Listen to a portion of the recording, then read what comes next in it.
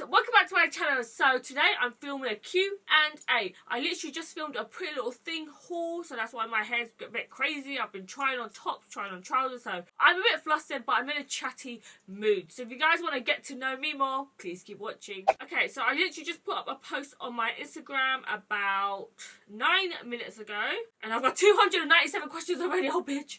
Okay, so one of my first questions is from Aditi_Kane, and she asked me, what is my favourite foundation? So my favourite foundation of all time at the moment, because it changes all the goddamn time, is from Jouer, and it is the Essential High Coverage Cream Foundation. You can get this on Cult Beauty and Beauty Bay, and literally this is so good. I'm in the shade Bronzed or Latte, depending on how tanned I am. Latte is a bit lighter, Bronzed is a little bit darker, but this literally gives me the most coverage, but it's super thin, and it lasts really, really well on my oily skin as well. So yeah, I've been loving that one. Also, if I pronounce your names wrong, I'm so sorry. Okay, guys, I'm so sorry. I'm going to try not to dwell on a lot of questions as well, because every single time I watch back my Q&As, I'm like, bitch, you're talking so long, like what I'm doing now.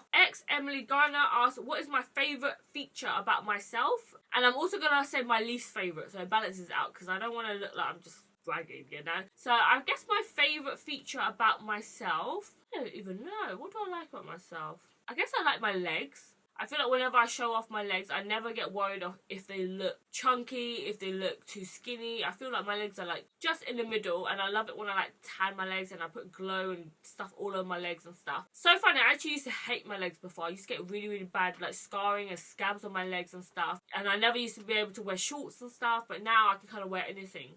So yeah, I really like my legs. I feel like my legs are longer than my torso, so even though I'm quite short, my legs make me look a bit taller. My least favourite thing about myself is I hate this. Okay, this is going to be so weird. I feel like no one else is going to notice, but I notice it on myself all the time, and it's when I smile, I get these lines here. And I thought it was because I had a double chin and all that stuff. I've had liposuction twice on my freaking double chin, but it's just so annoying when I smile. It looks like I've got like a double chin, but it's not, guys, because there's literally like no fat here. Like I can't pinch anything here. So it's not here, it's here.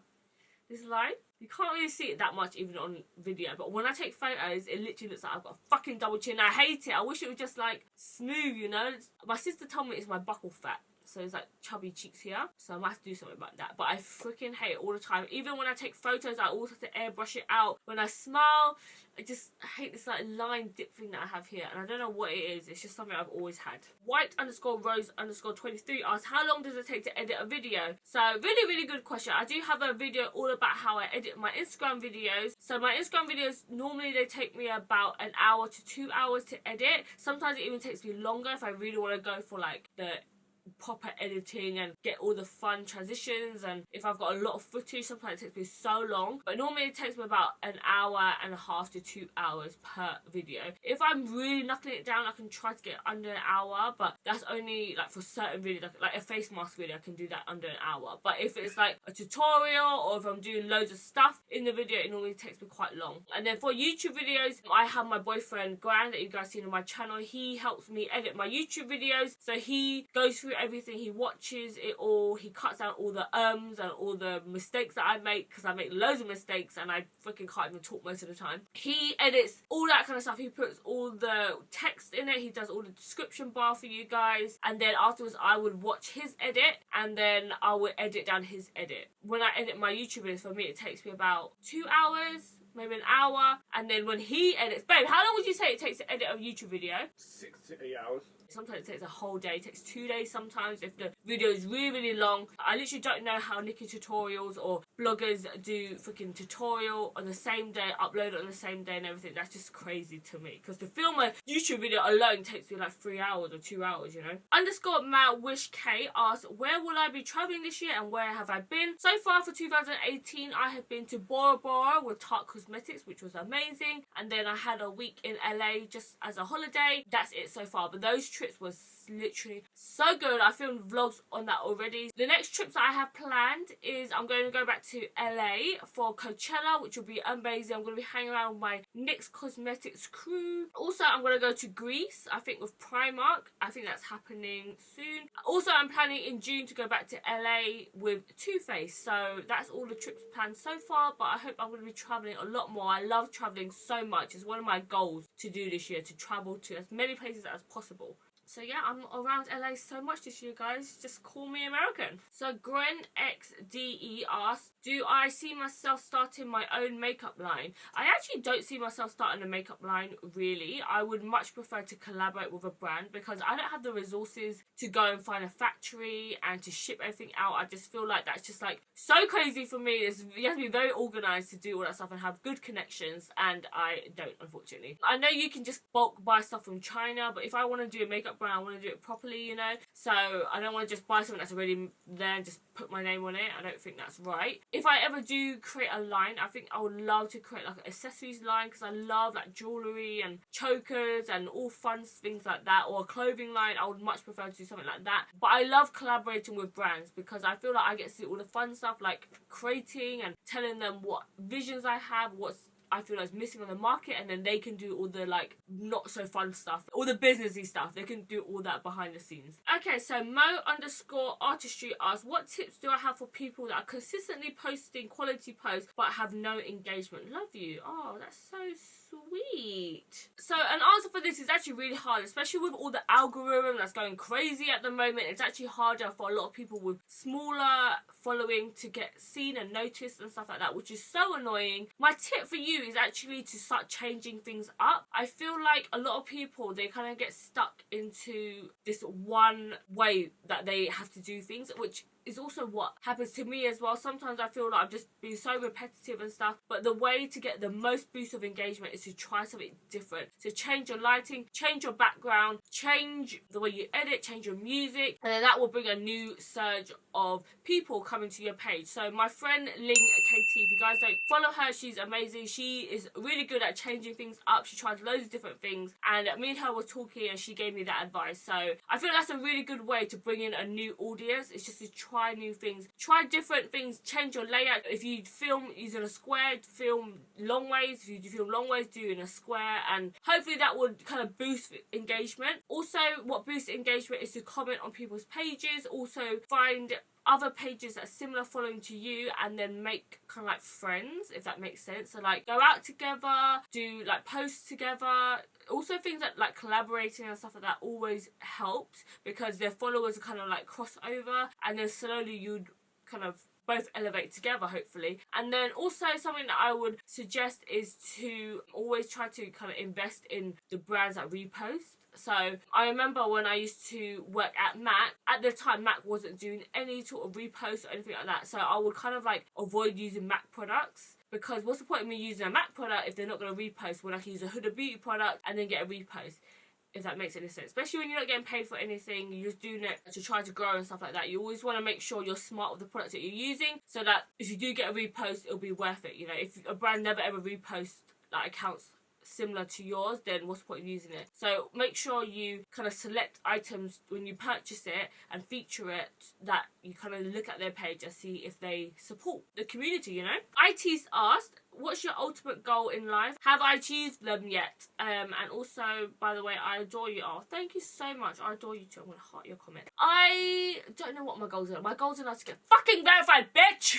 One of my goals in life is that freaking own a house. I would love to own my own house and be financially stable and to just like build an empire, basically. So I've definitely not achieved that yet. I'm not even anywhere near to achieving that yet, but hopefully, you know, by working hard it can come, because I can see from other bloggers, other people that are similar to me, my friends and stuff, they have achieved that, and I'm like, if they can do it, why can't I do it, you know? So that is like one of the ultimate goals, is to own my own property and to just be happy, really. Mac Drew asked, what made you decide to put effort into growing your social media? What made you get past the fear of what people would think? So this is actually a really good question, because for the longest time, Gran has always been telling me that, oh, you should do YouTube and stuff like that, because I always used to watch YouTube videos, I also used to watch tutorials and stuff, and then he's like, oh, why don't you do that as well? Because I've always liked really smoky makeup, really colourful makeup and stuff, but the thing that was holding me back was the hate, guys. I used to freaking be so scared of what other people would think about me, like other people's opinions and all the hate and stuff like that. Something that really changed the way I thought about things was seeing like the really big influencers, so like Mania MUA, Jacqueline Hill, Jeffree Star, all the big up their YouTubers and Instagrammers and stuff like that, you would just see how much hate they would get. And I literally love all those influencers I just named, and to see them get hate, and I'm just like, they're just living their best life. They're just being themselves, and people are gonna hate either way. And it's like the same saying, or people always say, you could be the nicest, roundest, juiciest peach, and there's always gonna be someone out there that doesn't like peaches. So there's literally no point of me or you just sitting there thinking like, oh my god, what if people say this about me, what if people say that about me? There's no point saying that, because people are gonna say that about you. You just have to literally like brush it off and just live your best life, girl. Something that made me want to grow my social media is honestly just seeing the success that other people get and seeing that the life that they live, and it just looks so fun, and I just always wanted to have that lifestyle, I guess. I just loved the way that people just work from home, they work with their partner, and that's just something that I have always admired and something that I've always wanted to do. So I was like, if they can do it, why couldn't I do it? So that's always what I think. If they can do it, why couldn't I do it? You know, we're both human, you know, so there's literally no reason why you can't achieve the same success as well. It's just all about hard work, knuckling down, and being serious about it. Like, I feel, for me, if I always said I'm going to do something, I'm always going to try to stick to it. I hate it when people say, I'm going to do this, I'm going to do that, and then they never fucking do it. So, honestly, just live for yourself, have a goal for yourself, have something in mind that you want to achieve, and then just keep working towards it, and just don't care about what other people think, because at the end of the day, are they paying your bills? No, honey. Are they freaking you? No, honey. So what is the point living for other people? You need to live for yourself. Dion Makley?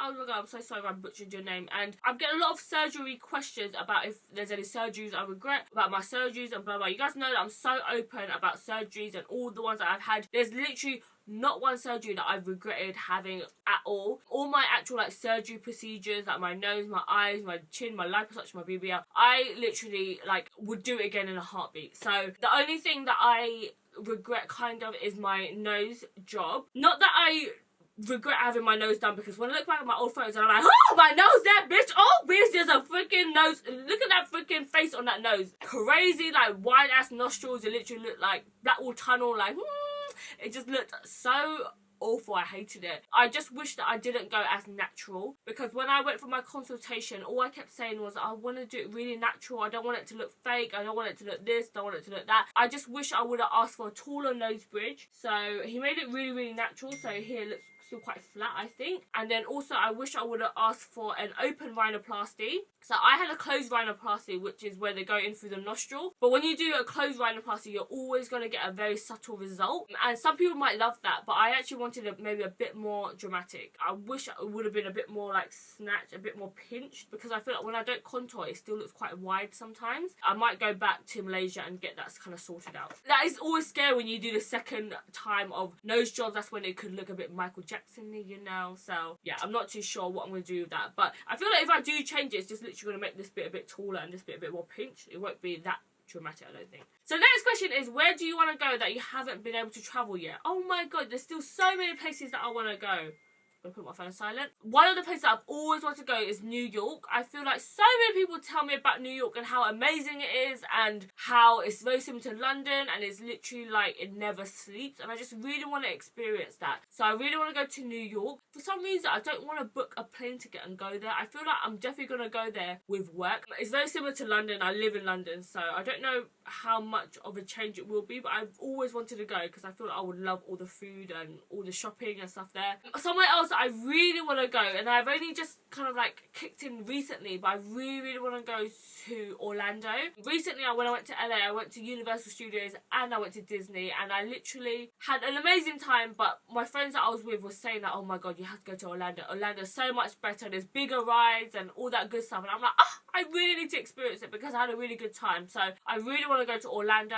I would love also to go to Australia as well. I feel I would love Australia. I really like places that I go to that speak fluent English. I've definitely noticed, like, whenever I go to a lot of countries where they don't speak fluent English, I find it really hard to kind of like get around. Just recently when I got to go to LA and stuff, it's so nice just go anywhere you want and you can be able to communicate. Most of the places I go to, people don't really speak English, or their English is a bit more broken and stuff like that. I'm not saying that everyone should speak English, but it's just really hard to get around to places where people don't speak English. So yeah, those are places I really want to go to. Kirsty Danae asked, what is the hardest thing about being a YouTuber, and do you have any advice for anyone who wants to start YouTube? So YouTube, guys, is very hard, guys. I didn't expect it to be so hard. Instagram, for me, I know it at the back of my hand. I know how to do it well. I know how to like post and all that kind of stuff. But for YouTube, the hardest thing is definitely the editing. It's definitely thinking of ideas, and sometimes it's very hard when you make so much time to film YouTube videos, to edit videos, the amount of time and effort it takes, and then sometimes when you see the views on it. I know views is just a number and stuff like that, but I think all YouTubers will be lying if they say that views don't matter, because it definitely does matter. When you get a video that does well, it makes yourself feel like, okay, it was worth all the stress and all the hassle and all the editing. It's very disheartening when you do a video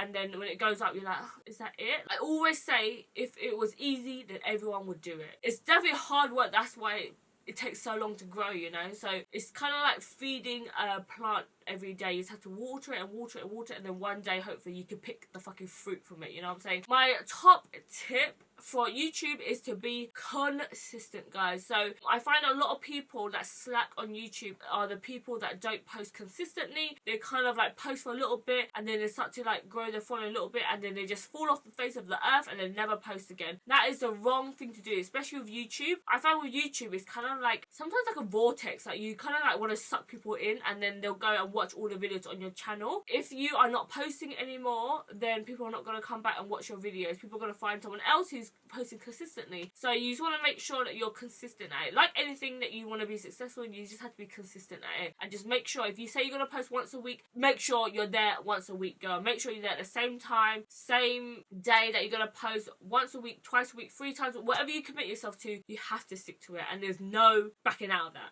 Lily Grant _ asked me, packing tips for when you pack all your makeup and skincare for when you travel, saving space but making sure you have everything with you, what travel bags and stuff, etc. That is a really good video idea. Thank you so much. I'm definitely going to film a video on all my traveling tips, my must-haves, my checklists that I always have to pack. So if you guys want to see that video, comment them down below. I think that's a really good video, especially with all the freaking traveling that I'm doing. The next question asks, what brand did you first receive PR from? How funny is this that you asked me, because I actually remember exactly when it was and where I was. I was in Egypt at the time on a family holiday. My little sister was at home and she was like, oh my god, you got this really big box. And I was like, oh my god, who's it from? And it was from Anastasia Beverly Hills. And throughout the whole holiday, I was like, oh my god, I cannot wait to go home and just open up that Anastasia Beverly Hills box. It was a really big box as well. It was like one of everything inside that box as well. And I literally jumped for joy. I was literally only on like 12,000 followers at the time. I was really, really small. So I was